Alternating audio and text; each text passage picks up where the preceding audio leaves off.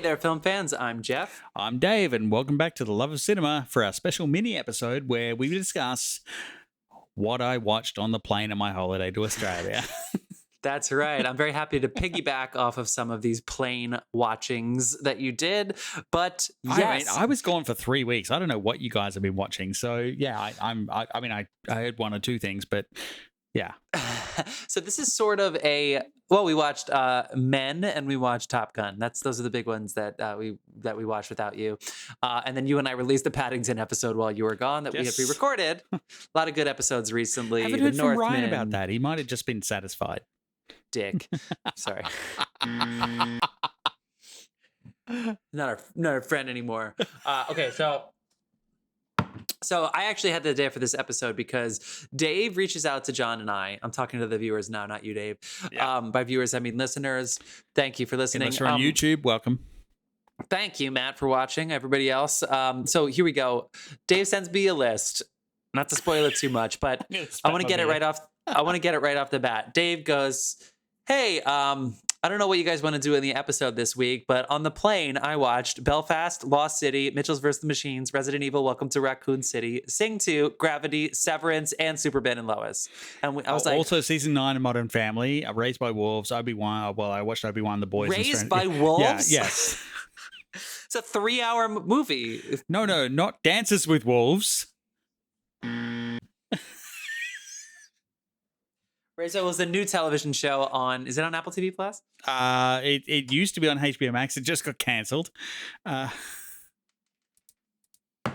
Well, fuck it. I'm interviewing you here for this episode, so we're gonna talk about all of those, and then The Boys, Stranger Things, and Obi-Wan. We got a lot to talk about in our grab bag. We're going to keep it fast. We have a beer sponsor, Carlos Barossa. We haven't seen him in a while or gotten beer from him, but he's great. And also, Dasein did our music. Check him out in our notes. Find us on the socials. Anything you want to say about our socials? No, just click on the link tree. Go and find Dave the link set tree. up a link tree for us, people. I also have a QR code now, which is very exciting. I'm gonna publish a QR code very soon. Oh my god! Yes. Shit. I did not have any of this shit while we was... No, I'm going to make those coasters, I think, and we're just going to leave them in random bars. I'm saying it now. It's a conspiracy. We're going to, if you find one of our coasters in a bar, just click on it. It'll take you to the link tree. That's fine. Right. You're already listening, so it's not for you, but do it anyway. This is hilarious. So we're going to fly through these, but, with enough time for you to give your thoughts on all of these things that you've seen. So... this is our summer grab bag mini episode. Dave, can we get right into it? How do you want to start this? Do you want me to just go one by one, or do you want to? I flew. I flew American, and we flew to Australia. Obviously, I've been there for a couple of weeks, and we flew Hawaiian as well because we went to Maui for a while. I'm not trying to make anyone pissed off or jealous. I just what the fuck, man? No, we broke up the fucking flight, dude. It's like long. From New York to Sydney. I want to say that Hawaiian Airlines have their entertainment on point. American's not too bad either. So yeah, Belfast. Yeah. What do you think? It's one we wanted to do on the podcast when we were heading for Oscars. We didn't get the chance, and I tuned in, and I'm on the plane, and I'm a bit tired. I'm starting to vague out a little bit, and so was that vague out? Vague out a little bit, and I put Belfast on. And what is vague out? I'm sorry, vague for the American audience. Out means I'm just starting to feel sleepy, a little bit sleepy. So that's a vocabulary word for everybody out there. Vague out. Okay, go ahead. Fuck you. So I put Belfast on, and I watched the whole fucking thing top to tail. It was amazing. This thing deserved every award nomination it got. I would highly recommend watching this thing. It is absolutely feel good and a little bit terrifying at the same time. Is top to tail a kangaroo reference from Australia? No. Okay. You don't have top to tail here? Do you not get out much? What You live here. You're did you get your dual citizenship figured out? No. Get out of here. I'm buzzing you. You should buzz me first. Okay, sorry. So Belfast, you loved. The writing, as you said, everything was great. What everything about the acting performances? The acting performances were fantastic. Cannot fault Katrina them. Belf. Yeah. Everybody in this was exactly perfect. It was a Nice. very, very good film. Belfast, highly recommend. And I Alright. watched it. That one was on that was on the screen on the back of a like airline seat, exactly as the filmmaker intended. Mhm. So Nice. yes, Yeah. Oh, yeah. All Yeah. right. Lost City. Lost City was one we almost did. When it Yeah. came out, except you two guys wouldn't go and see it. It's actually fucking good fun. Lost City is good fun. It is. Everyone who's in it was just like, you know what, we're doing this, and we're doing this we're going to commit to the bit. We're going to do it the best way possible, and it's cute. It turns into a rom-com by the end of it, but you don't mind. This is Sandra Bullock, and is that one? Yeah, and Brad Pitt briefly, I want to say, And Channing Tatum. Yes. Daniel Radcliffe. And Daniel Radcliffe nails it. He is having so much fun right now. Like, Nice. he is playing the villain in everything, and I think he's found his niche. Nice. Yeah. Directed by the Nee brothers, Aaron and Adam Nee. Interesting. Lately, anything directed by the brothers. Brothers, any Yeah, brothers, or yeah. if you have the same name, the Daniels, for sure. Yeah, anything. Nice. Yeah. All right, Lost City, shout out. Lost Okay, City, cool. yeah, I would highly recommend it if you want to like a rom-com thing to watch, because it's funny, it's slightly inappropriate, it's awkward. There's some really funny comedy bits with leeches, which I've just been to Australia. I get. Mhm. So yeah, Mitchell's vs. Machines was up for the Academy Award for animated film this past and in my year. opinion, should have bloody won. Wow. Should have won. This is especially if you're a filmmaker, like the main character in it is a budding filmmaker who's just trying to go to film school, and her dad is just trying to hang on to his daughter. So it's like, no matter, like, it's for two generations. It's for the kids that are trying to escape from their parents, and the parents that are trying to keep the kids where they are. It's both. Like, so Okay. it's one of those ones that like a lot of generations are going to respond to. Shit. I highly recommend that one. That is a fantastic watch. I'd actually seen it before. I exposed Therese to it on the plane. I was like, you need to watch this. Like, it's on here. Let's just watch it. So we did that thing where like we had separate screens where we hit like play at the same time. It's like 3, 2, 1. And that's where I found out like actually we did 1, 2, 3. And that's where I found out that like she goes on 3, not after 3. So okay, that's good. yeah, so my divorce lawyer will be in touch, Therese. Whoa. Jesus Christ. Talking to your wife who has COVID. All right, Mitchell, you're not the first person I heard that said Mitchell's vs. Machines is It's the best fucking animated brilliant. movie. It is amazing. All right, Resident Evil, Welcome to Raccoon City. Yeah, what the fuck happened there? Okay. With that. Was it the raccoons? Was it the city, or was it Resident Evil? Not a fucking raccoon in sight. But anyway, it was.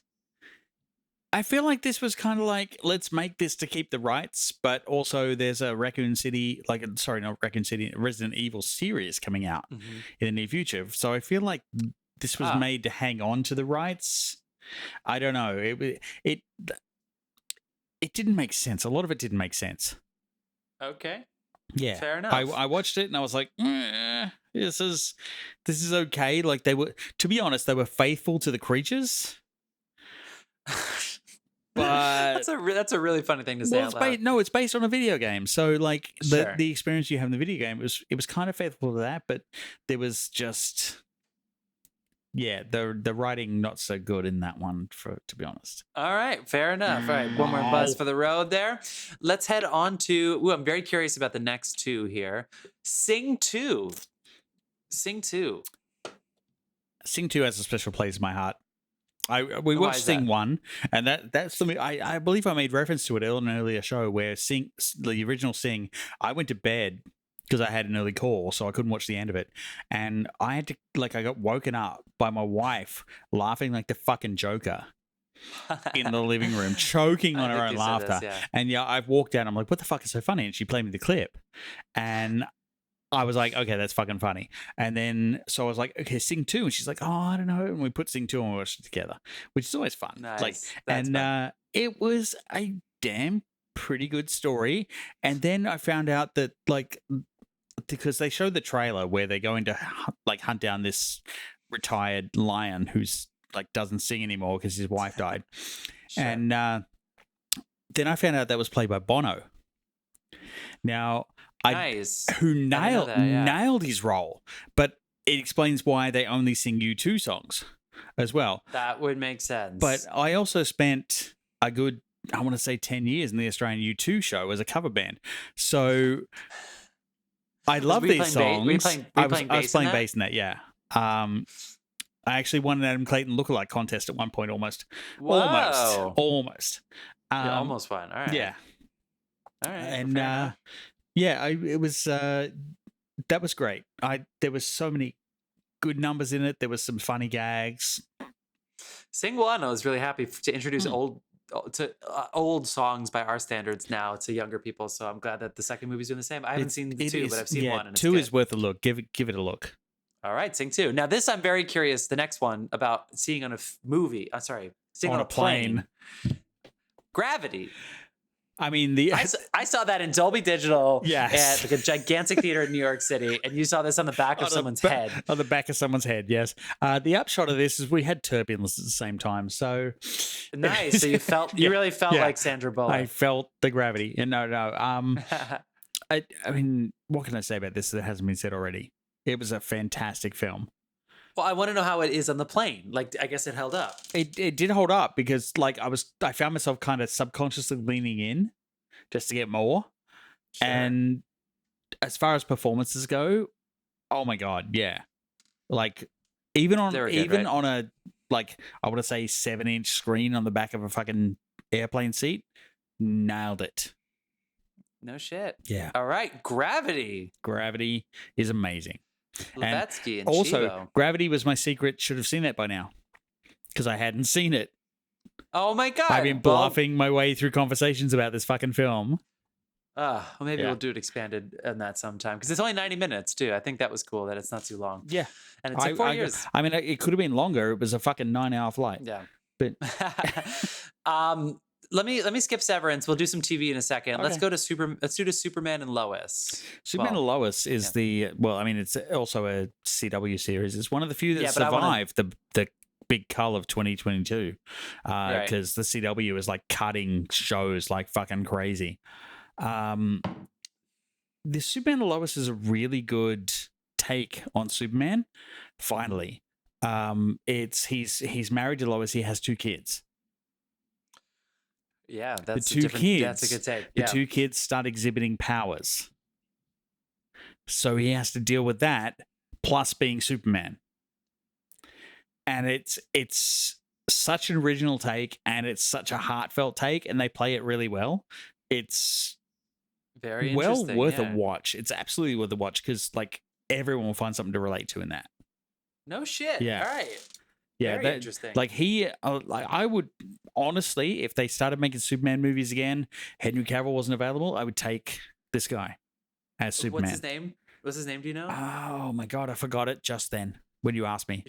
Of course, and that's why I asked. It'll come up to us in a second. You fuck. Me fuck. Superman. It's my fault for getting the name. Well, I always do this. Tyler Hoechlin? Yes. Tyler Hoechlin, however you say that name. Yeah. He nails it. He's amazing as Superman. And Elizabeth Tulloch as Lois Lane. Okay, cool. So let's head into some prestige TV because I've seen the next couple here. So Severance was one that you mentioned. Talk to me about. You saw the whole series? No. The Apple TV is doing this nasty thing where they're like, "Hey, first hit is free on like all flights, and you get 2 episodes." Yeah. I think every streamer should do that personally, but like I watched the first 2 episodes. I'm fucking hooked. I may pay for an Apple TV membership now based on what I've seen. I'll let you apartment set sometime, and you can change my settings and watch it all you want. It's great. A lot of people are talking about the ending, but it's because they have a second I'll turn it off sports mode. Hey, it is still off sports mode, so there you go. but I think it's great, and there's a second season. So I think everybody's so used to miniseries where you have the payoff at the end, and this one they leave with a little bit of a cliffhanger. Well, also like I love Devs as well, which is a similar kind of concept. But yeah, we could have used you for our episode Men, since I think John had seen Devs, but he didn't say much about it. But anyway, for another time, we still talk for an hour and 20 minutes about Men. So I need to see Men. I need to see more Men. Need to see more Men. I don't know what the fuck that means. Shit, I buzzed myself. Okay, I love Severance a lot. It's my favorite movie, my favorite TV show of the year. Yeah, that's what I think.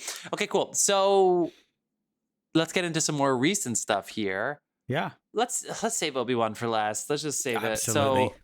So The Boys, 3 episodes are out. Have you seen all 3 episodes? Yes, I have. And? Holy fuck, that is not for everyone. But like if you are you talking about when the cockroach guy, who's basically a knock on Ant-Man, goes inside someone's butthole, sneezes, and then from inside their butthole explodes them into a million pieces? That was not his butthole, dude. That was a 30-foot constructed penis he climbed into. Oh, it was a cock. I it thought it was a cock. No, he went into his butthole because he was looking for the prostate. No, that was his penis. He went into his, Trust he went me, into his butthole. that was his penis. He said, "Find the prostate. That's in your butthole." Well, no, it's down the urinary tract. You can get to the prostate from the urinary tract. I'm buzzing all of us. Fuck that. I'm team butthole on this. I don't know, but anyway. And then the cocaine in the bag. Oh No, my god! What a way to start this series. I watched the special features. They constructed a giant 30-foot penis for him to climb down. It was his penis. That's why there was more damage on the front than the back. I didn't think too much about that. Well, no, that was their take on the Ant-Man Thanos joke, where Ant-Man could have just gone into Thanos' butt and expanded, but they did it frontwise. They didn't want to get sued, you know. Yeah. Although Ant-Man didn't do that because apparently he's a fucking idiot. Yeah, Ant-Man. Get inside people's buttholes and then expand. And that's the easiest way to kill people. That is where you're most effective. I mean, it kind of is, but...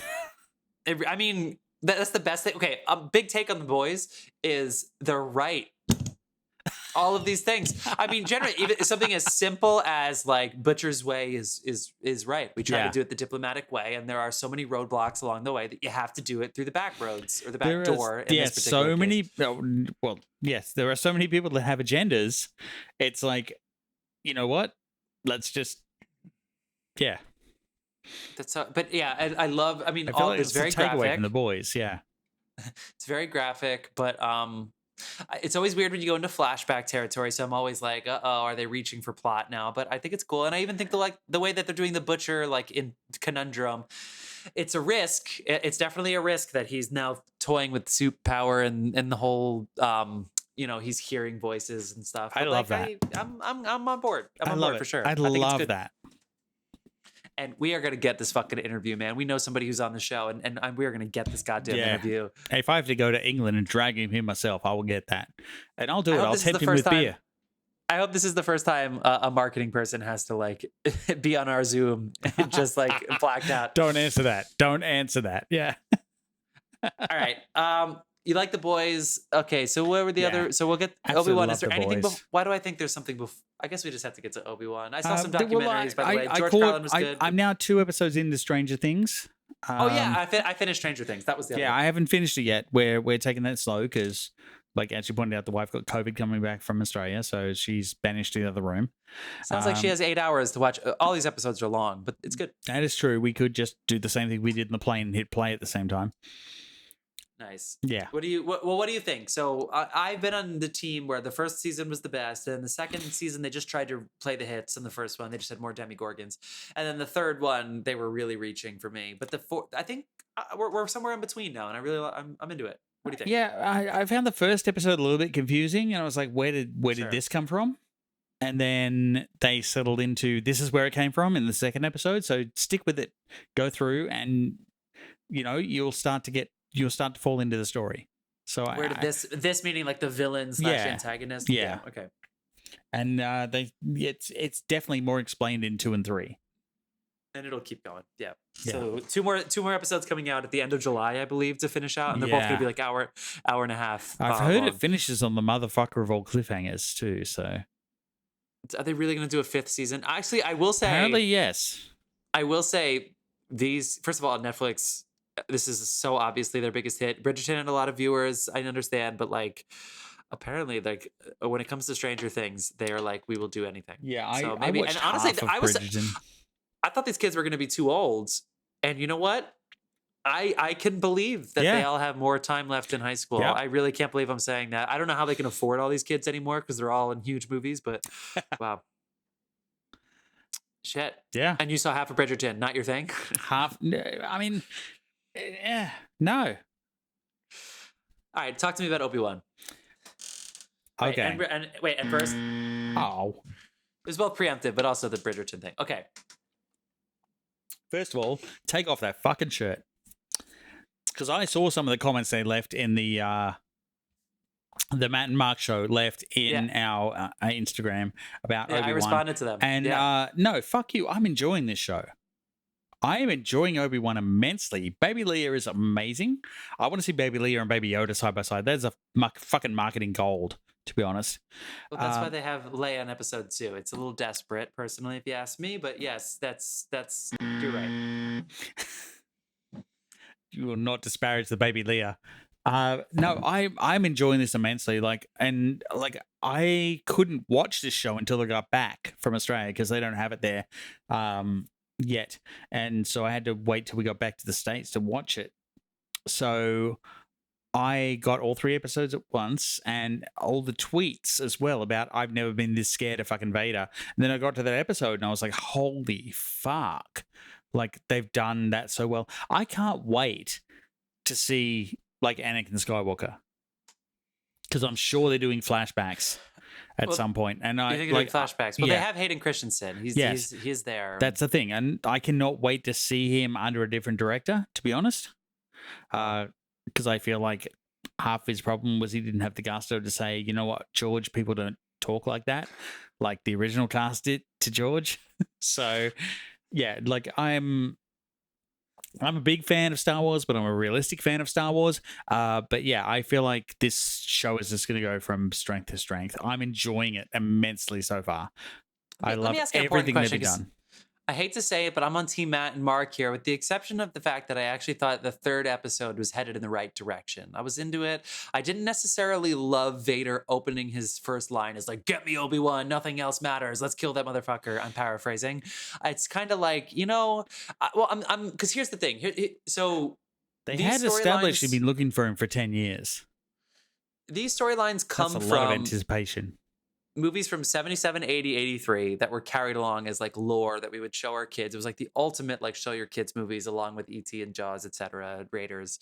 And then you have the prequels, which not a lot of people loved, but everybody saw, and then it like stayed with us. It's still part of the legacy. A lot of people did see those. But then you have the new class, which kids love. I asked a student of mine who's in 8th grade if he liked Obi-Wan, and he said yes. And I was like, talk to me about the Inquisitors. Because for me to open the Obi-Wan series with the Inquisitors, I was like, fuck, man. Like, I was ready to see like a really hardcore, just like Obi-Wan in the desert doing recon, which we got a little bit of, but they open with plot. Okay. They open with the Inquisitors. And the Inquisitors are in, I can't remember if it's Clone Wars or Rebels, but so now you're bridging all of the gaps between these generations. The Inquisitors are in... Rebels, and also they're in a lot of the video game properties that are canon. In between that. Yeah. So, like, you're not a big gamer. Like, granted, they did rely a little bit on the fans for that, but like for me, just seeing Inquisitor turn up, I was like, holy fuck! And then they were fighting amongst themselves, and it was like beautiful. I was like, this is exactly what it should be. So I think I'm not going to hate on this now, because in our last episode, which I guess if you listen to one of our episodes, I really was not kind to the first 2 episodes of Obi-Wan. I thought it was a little bumbly mumbly. The chase sequences I thought were dumb, and I thought it was a little desperate to get Leia quickly. I thought I thought they did a Game of Thrones like. Obi-Wan walked into the most obvious trap, like obvious. You know, that's just for mentioning Game of Thrones. So I was like, for some reason, I was hung up on that. I think less is more with the Inquisitors would be good. I don't think we need to see so much of them. It's cool that they're looming and looking for Obi-Wan, but they almost got as much screen time as Obi-Wan and this whole Riza storyline. And I was like, this is the Obi-Wan show. Stop letting other characters take over Obi-Wan. We want to see him. You know, Solo immediately got into plot, and it's a good plot. You like Solo. I'm okay with Solo, but like I was really ready to just spend hours in the desert with Obi-Wan, like watching his moral conundrum. Was not. And there's just I was not, because we spent hours in the fucking desert with Boba Fett, and I was not ready for that at all. That's a false comparison. False comparison here. No. That's no, absolutely. Boba Fett spent hours in the fucking desert. Nothing happened for the first 4 episodes, and then like Obi-Wan dropped into the action straight away. Okay, minor touche on Boba Fett, with the exception of the fact that they were just coming out of nowhere with all that stuff. It's like, I want to make good now. I'll be the mayor. I'll do this, and then that was an okay way to start. Okay, and do then, it. Like I have your Boba Fett rant on a hotkey. Well, then when the Mandalorian comes in and they go, wait, that storyline's better. That's when I was like, go to TikTok if you want to find the Boba Fett rant. We have it on TikTok. When the writers of the show said, okay, Boba Fett, thank you so much, but this storyline's better, so they're going to take over your show. That's where I lost it. But in this show, in Obi-Wan, I think the 3rd episode was great for me because Obi-Wan and Leia in the desert hiding. And you know what? That's what this show is good. That's why I was glad I caught the first 3 episodes. And I feel like that's why The Boys as well released the first 3 episodes, because it introduced the potential antagonists and the other shit that's going on and lots of things. I feel like a lot of the series now, if you don't release the first 3 episodes, it's like just release them all as one block and like have a cliffhanger at the end of it, and you'll get everyone. But Disney has not done that until this point, and there's a couple episodes to go, so we'll see what happens. Our mini episode's running long, so I'm gonna stop my rants there. Anything else you want to say based on everything you've been seeing? The only other things I watched on the plane were season 9 of Modern Family, which I'd never watched. I was like. My wife was asleep. I was like, I need to watch something. I can't sleep on the fucking plane. So I watched Modern Family season 9. And it's actually quite funny. I'd never watched it before. It's funny stuff. Yeah. They're good actors. It's good they're writers, really good. Yeah. It was a good ensemble. And I also, Raised by Wolves.